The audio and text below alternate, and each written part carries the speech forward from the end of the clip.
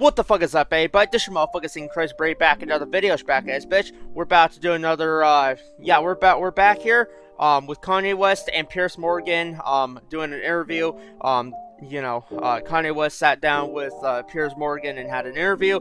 So far it had a rocky start to it. Some of the shit that Piers Morgan said I didn't fully agree with. And a lot of the shit that Kanye West has been saying lately, I've been agreeing with so far. So I think Kanye West is on to something. I know for a fact he's a genius. A lot of people want to say that he's not a genius, and they want to fucking say, oh, he's crazy, oh, he's this and that. It's like, no, he's a genius. It's just people are too ignorant to see it. So, it is what it is. Anyway, I want to finish up this interview with them and reacting to it. So, I'm gonna shut up and let's get back into it. Are you sad that you're getting divorced? Are you sad the relationship came to an end?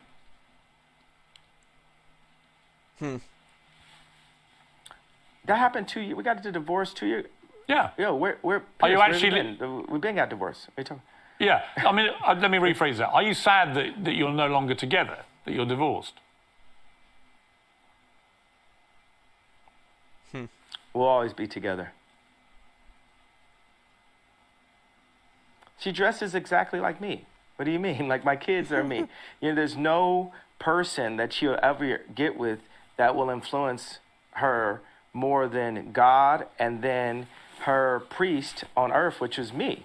Whether it's the Skims clothing line, the designers, the architects, all those people. You got the Clintons, the left, utilizing what we built together to try to use her as an influence for the black culture and the word culture in general for the next elections. They need those 300 million followers from Kylie and Kim on their side going into their election as they push trauma culture to the black people again, as they claim any of my questions of business dealings to be anti-Semitic comments and push, Kim to, as a billionaire mother of a lawyer and a mother of 4 Jew black children, to do covers like Interview. And that's what happens when they take the dads out the home. And that's what they've been doing in the hood. They take the fathers and the leaders out of the homes.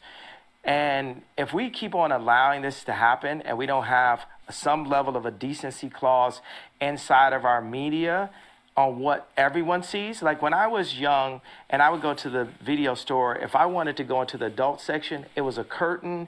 It was a person sitting there watching, making sure that kids didn't go in. If the kids went into that section, there was a video camera and they would you would be escorted out of that section. Now that section is forced through TikTok.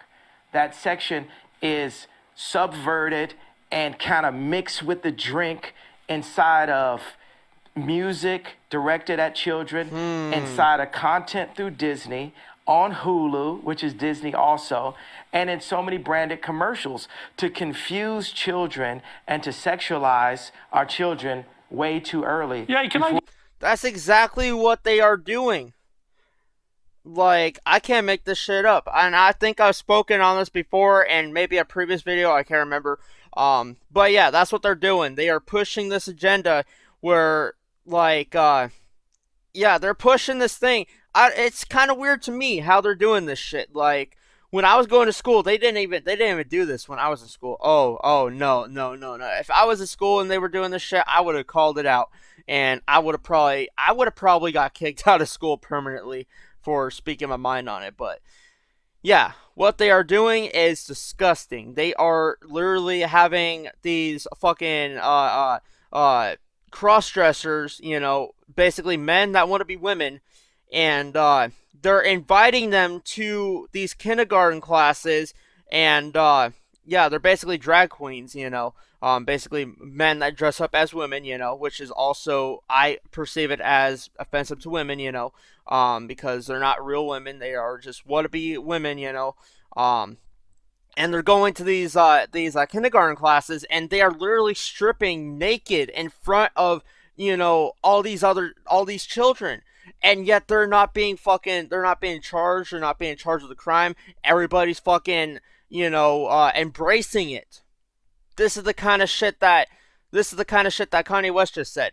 They are sexualizing our kids. Now, if that ain't wrong, then I don't know what else is wrong.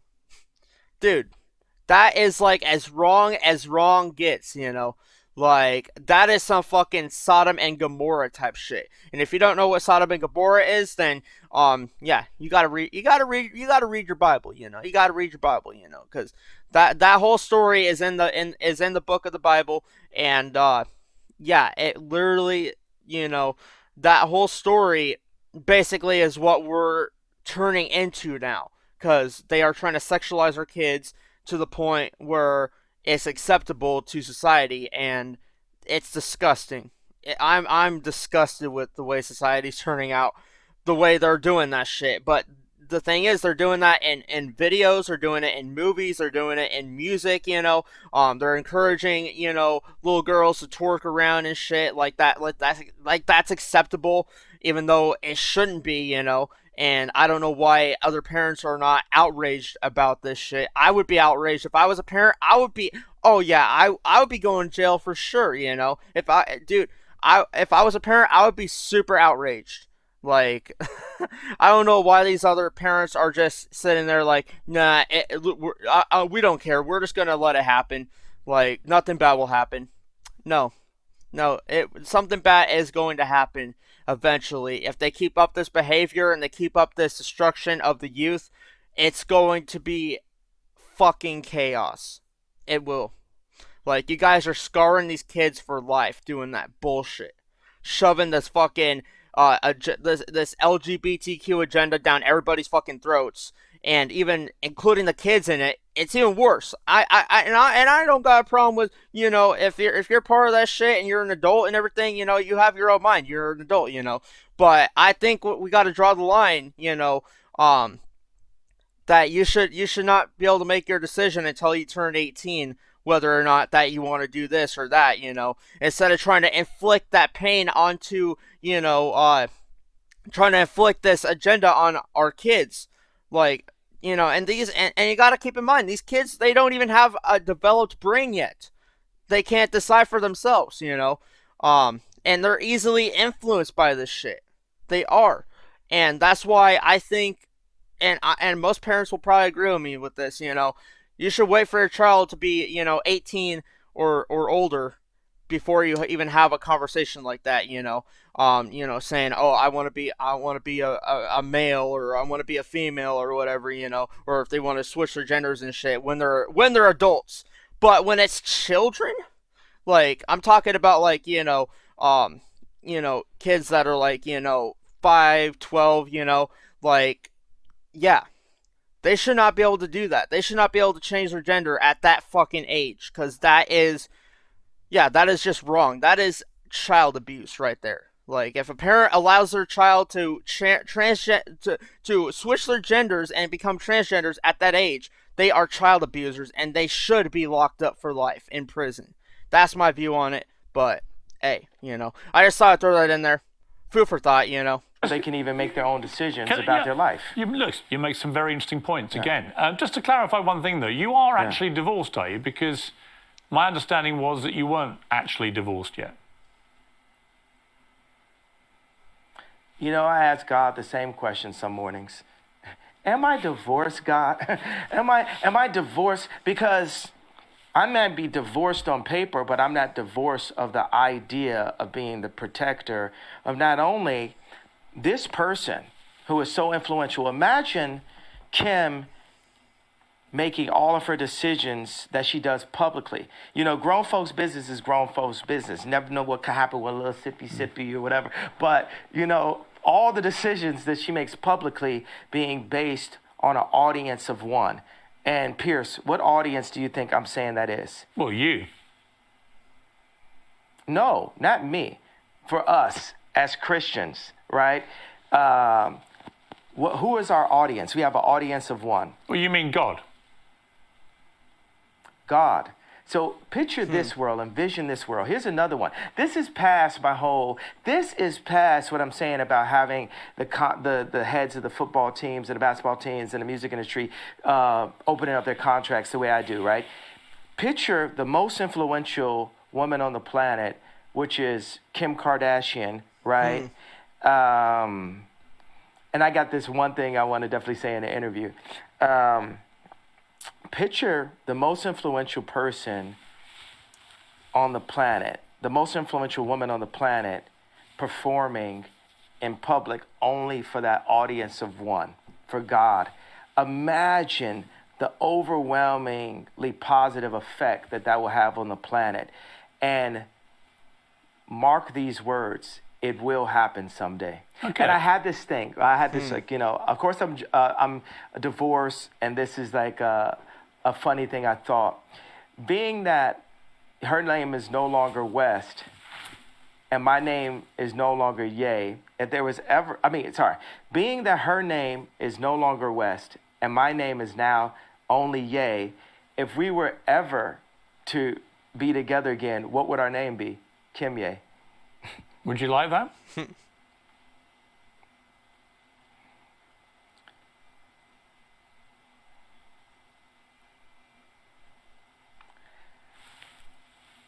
Everything is up to God.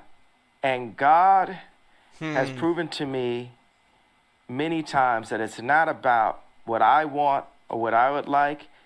It's just up to him on what he sees fit. But David had to. But let me ask you. tend I mean, to the yeah, but sheep. do you still To love the Kim? sheep, sorry, not with an S. Do you still love Kim?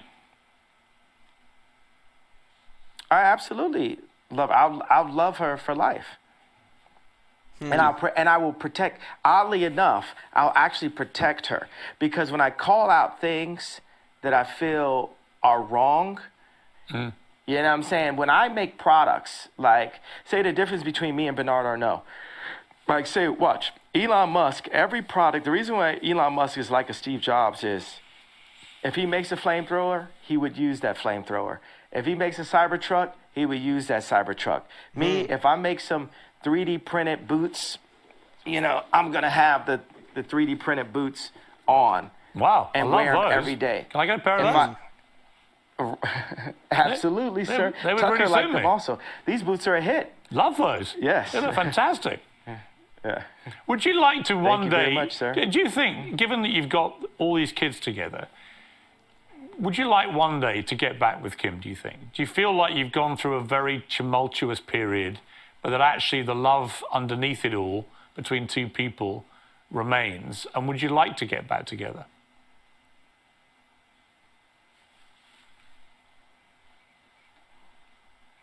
Those thirst traps still be fire.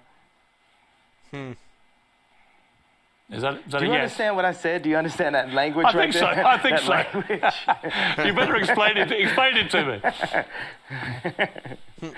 What do you think those thirst traps still be fire means? Can you explain that to me? Well, with my rather Explain creative British what mind, those thirst traps still be fire. I would imagine it With your means that you. creative, brilliant British man. I would imagine it means you still fancy your ex-wife. Is that right? I would prefer to not be put on this. I would prefer to not be put on the spot on these kind of questions. What I could say is, God is alive, and He places people. He placed David in. God had David tend to the sheep, knowing that one day he would prepare him to fight Goliath. So I believe that day of me fighting Goliath has been this past 2 weeks. The media is Goliath. And there would be no chance of having a civilization or a civil democracy in America without me challenging the media 2 years out from the election.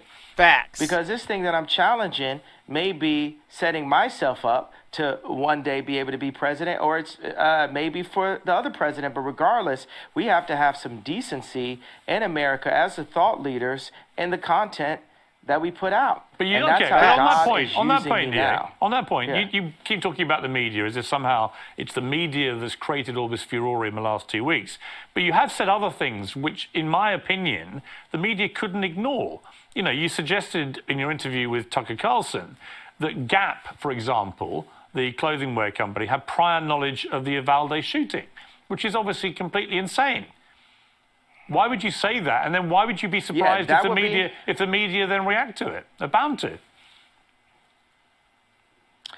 What I'm saying is that was worded, that might have been worded in a way that the media could take in the wrong way. But I thought it was really interesting the amount of people at Gap.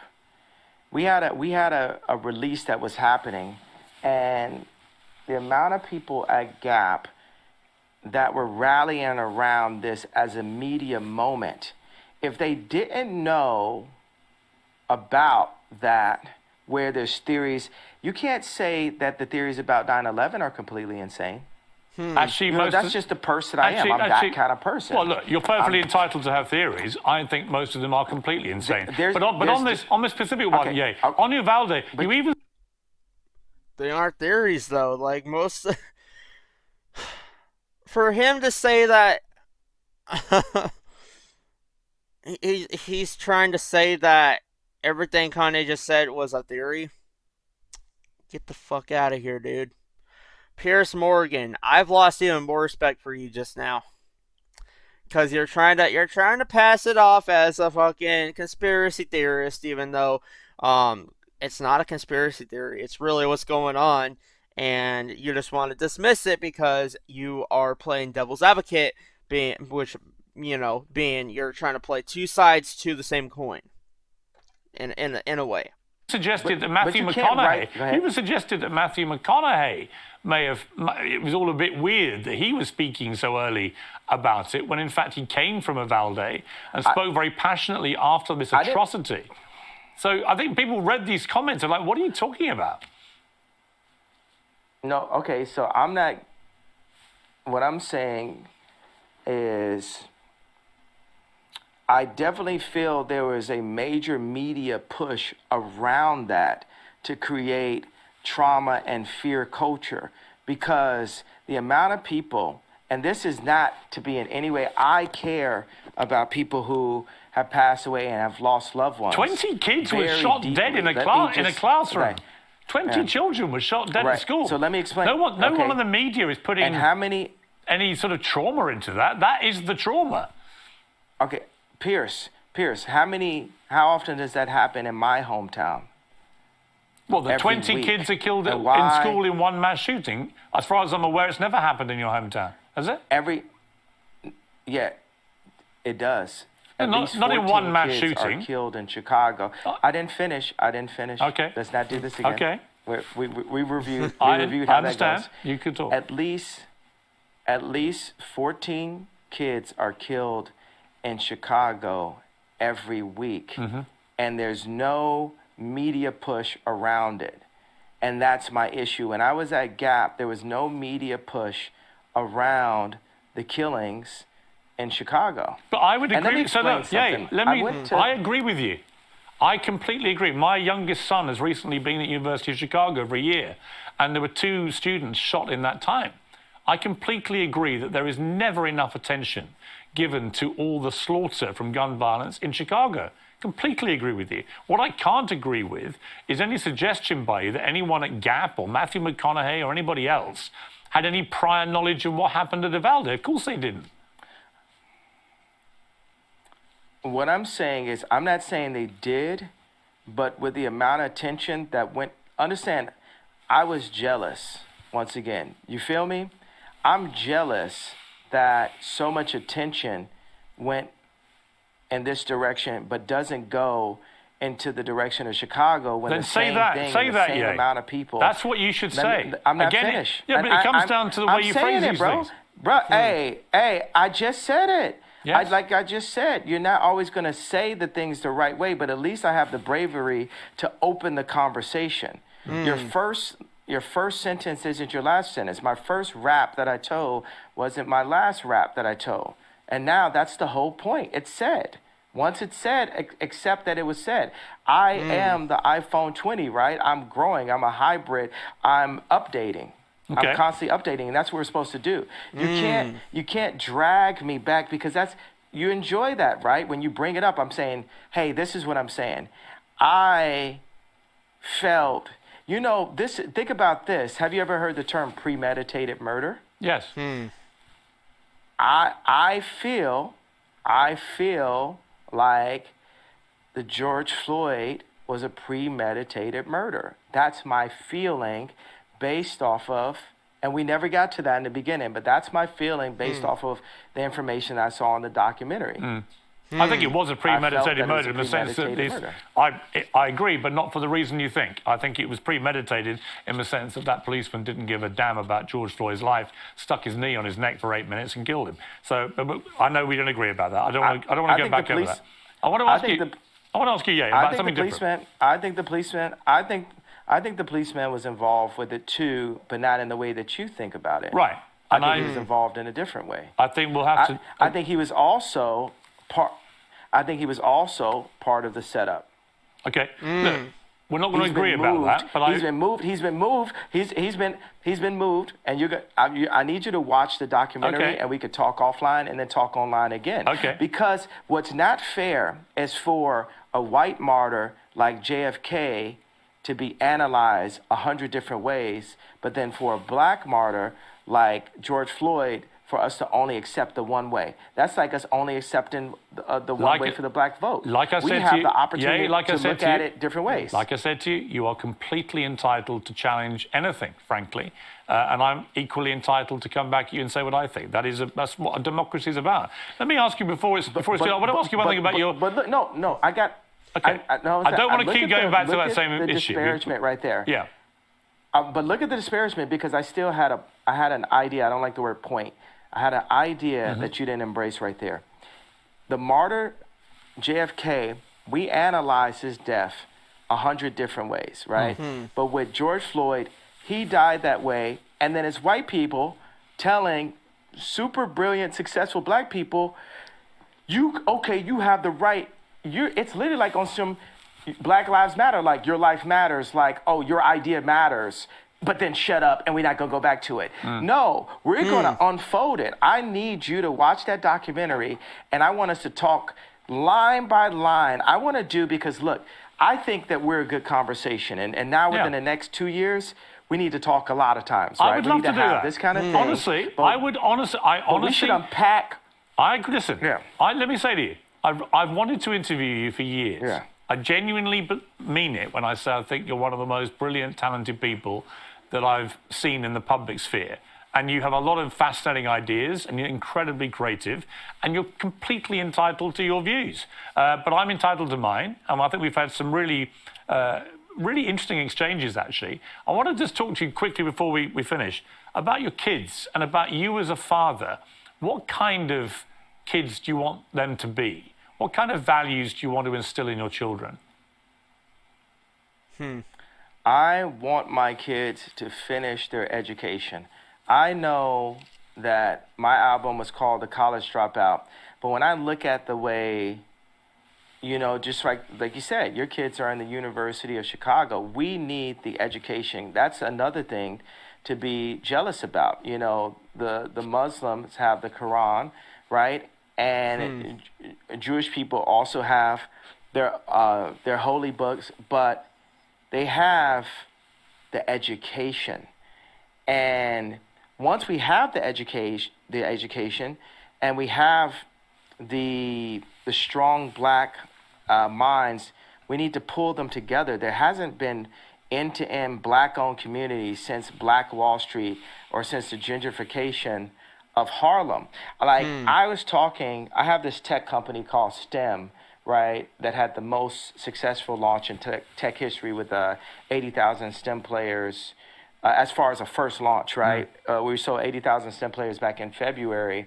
and we went off the Apple platform, and now we're coming with the next generation that has a projector in it, and it's coming with 4,096 movies. I did that because my Amiga computer had 4,096 colors when I was in 7th grade, and also you can download films without having to use an Apple product. So I called this guy, and we're working on finishing up elements of the deal, and he's using emotional bullying, and like his shoulders are down, you could tell on the call. And he says, well, because of your comments, we're not going to be able to hire people. It's the people that we need.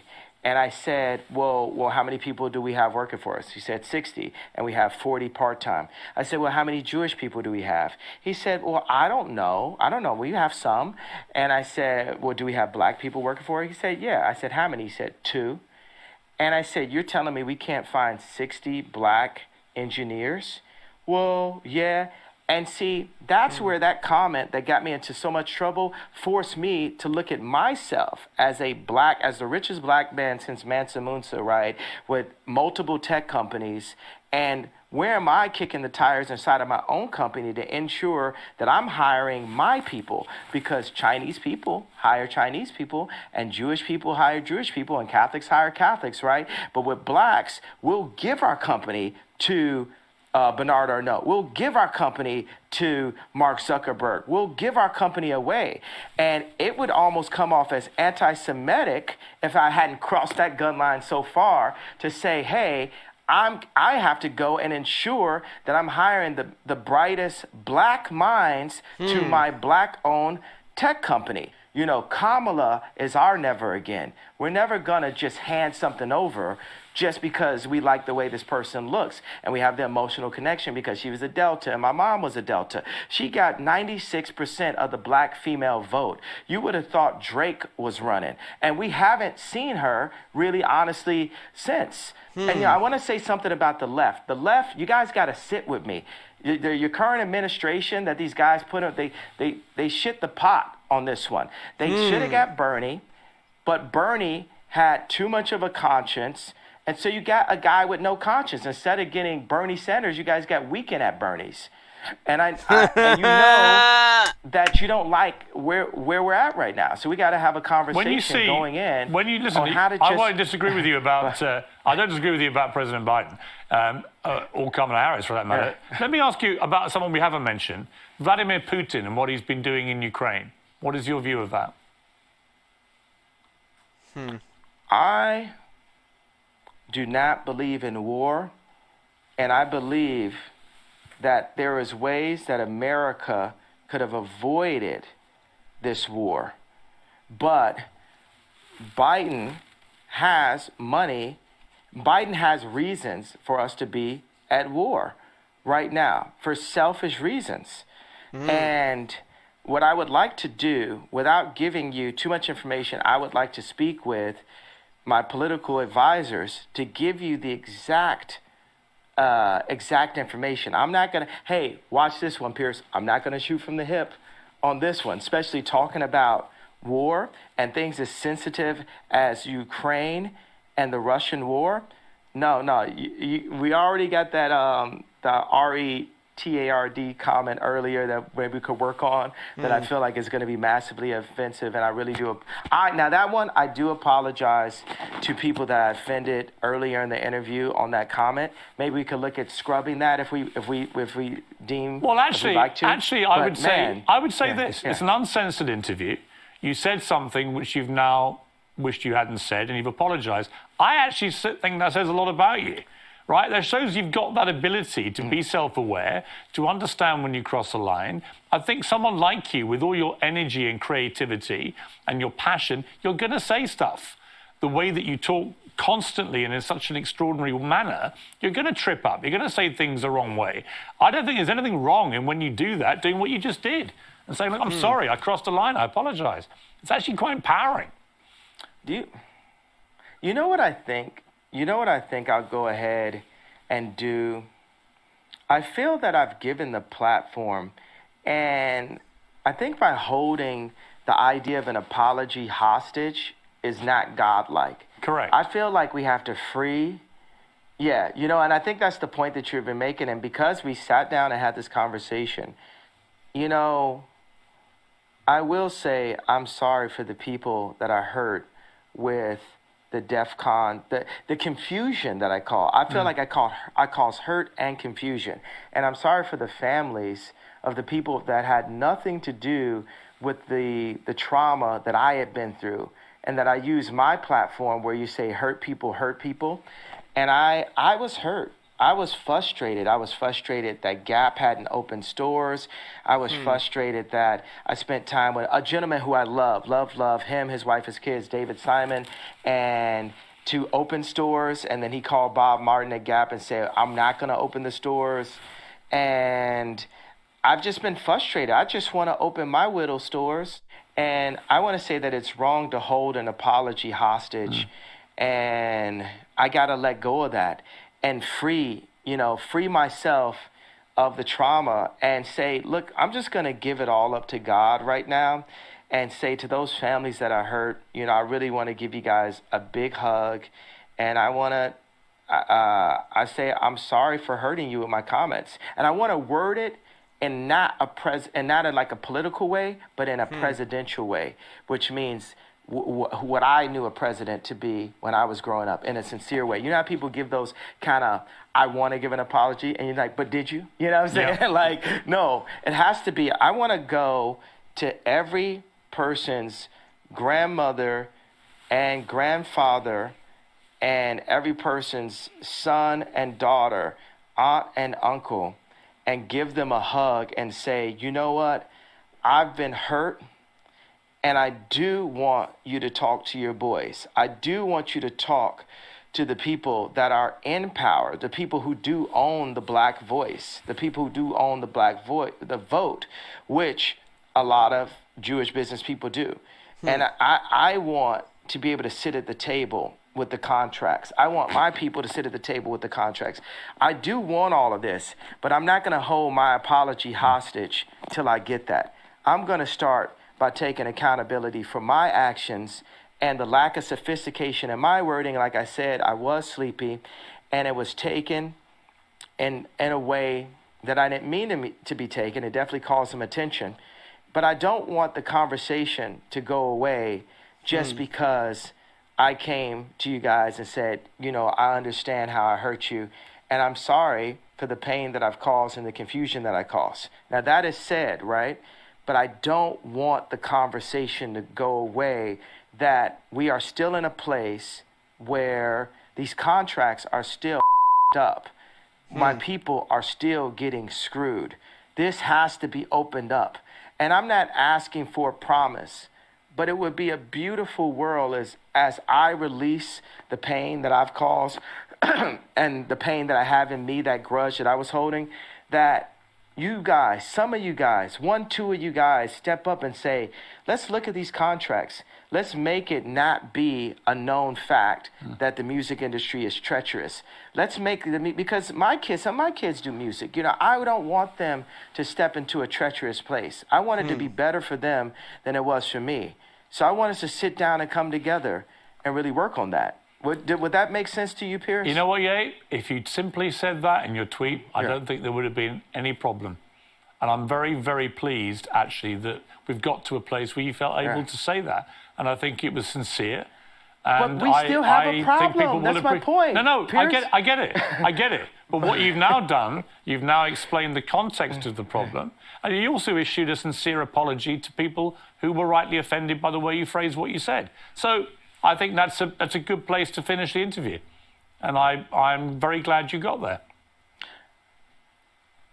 Okay, but it's not finished. I understand. The idea is not finished. I understand. That there's still a problem. I understand. No one's going to be in any doubt there's a problem. And by the way, I'm sure there is. I'm sure that a lot of the contracts in the music business are rigged against people like artists like yourself. I'm sure of it. I mean, it's always been the case from Elvis onwards. So I get Piers, it. Would you help me and my people? Would you help me and my athletes? I got so many athletes that go to my school that are like all the guys that are on Donda are headed to the NBA, right? Could you help me? Could you help us make these contracts better for our people by calling attention, by just allowing me on your platform, right? And let's look at some of the things and point these things out. Could we work together on Absolutely that over the next happy couple to of years? very happy Because- to do that. Yeah. Very Yeah. happy to do that. I think we should talk more often. All right. It's taken a long time to get here. I've thoroughly enjoyed our conversation. It's been 2 hours. It's been free rolling. It's been occasionally challenging, but we've got to a place where I think is a good place, and I've really enjoyed it. So thank you very much indeed, Ye, for sparing me the time. Yeah. You know, I'm gonna feel like I lost my stone I was holding. Yeah. Yeah. But I had to give it up to God. You know what I'm saying? Like, Yes. You know, you're gonna be bragging. You're gonna be bragging at dinner tonight, like, yo, I talked to Ye. No one could do it. No one could do it. I did it. And you know, I'm giving you this, and I'm gonna pray that you, as a fellow believer in Christ, will help me to expose all the wrong that's still currently happening to my people, specifically in the entertainment industry, because I'm Honestly, an entertainer. I'm very just to happy. start with. I'm very happy to hold anyone to account who is behaving improperly. Honestly, and I'm absolutely certain that that entertainment business is riddled with people who try it on and exploit people. And I would be very happy to help you to expose that. But for now, I've got to leave it. Ye, we've had 2 hours. It's been remarkable.